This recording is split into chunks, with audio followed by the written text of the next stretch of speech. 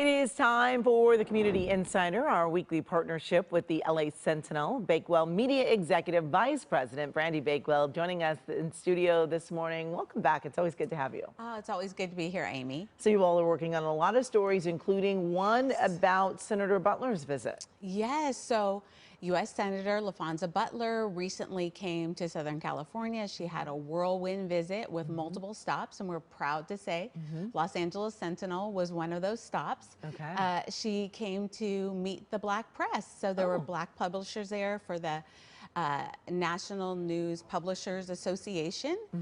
Senator Butler's a real advocate for the Black press, which often gets overlooked by white companies that tend to don't advertise with Black newspapers. So she's really trying to right that wrong and advocate. Then from there, she moved on to Cal State Dominguez. She met with the president, Thomas Farham, who hosted her for a town hall with students it was sponsored by an organization called Born This Way. That's really trying to connect students, young people, with better mental health services and higher quality. And we know there's a real need for that. Absolutely, so important. Yes, and so Councilwoman Heather Hutt said about Laphonza Butler, she's a real trailblazer for her advocacy for her constituents. So it was a great visit. Well, it sounds like it. What about this article about Farmers Market? Yes, I mean, there's always something going on in Leimert Park.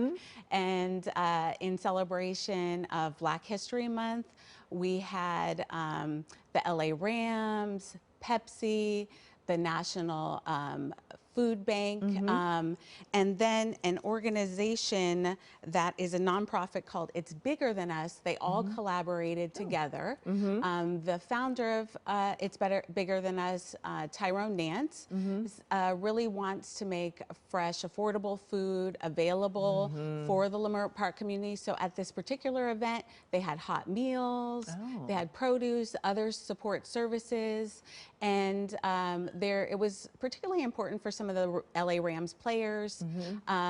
There was Quentin Lake, who is in LA Rams and also grew up in the Leimert Park community. So being able to go out there and give food to people and services to people he knows and who he knows needs those resources, he said that was really special and unique for him. I bet it was. And you would like to think that that could happen more often, but we got to get to McDonald's and a game night. Yeah, right. So there was last Sunday, McDonald's Black Family Game Night. So there is a McDonald's on Crenshaw, owned by Carrie Harper Howie, and he wanted to bring back the old traditional Black family games of, like, let's say spades, bid whist, dominoes, that a lot of younger people don't necessarily know. So he said, okay, I'm gonna put a tent out in my parking lot. We're gonna have this this game night, and there is an organization called Love, Peace, and Spades that teaches young people how to play these games.